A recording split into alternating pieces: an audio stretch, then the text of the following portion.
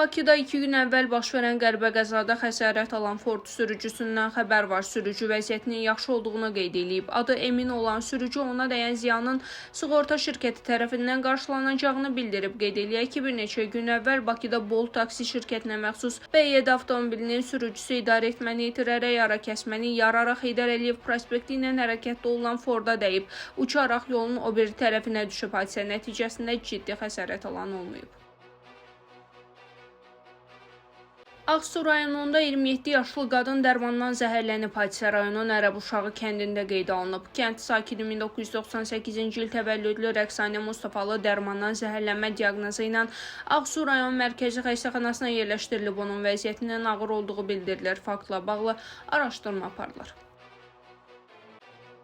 Ağdamda 4 yaşlı uşaq it hücumuna məruz qalıb. Hadisə rayonun Qərvənd qəsəbəsində baş verib. Belə ki, qəsəbə sakini 2021-ci il təvəllüdlü Hüseynov Sabir Zahiroğlu küçədə oynadığı zaman it ona hücum edib. Nəticədə üz nahiyəsindən xəsarət alan az yaşlı Ağdam mərkəzi rayon xəstəxanasına çatdırılıb. Ona ilkin yardım göstərilib və daha sonra Bərdə diaqnostika mərkəzinə göndərilib.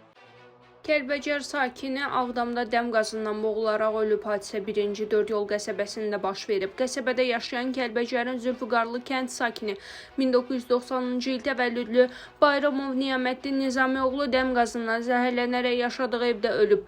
Faktla bağlı cinayət işi açılıb, araşdırma aparılır.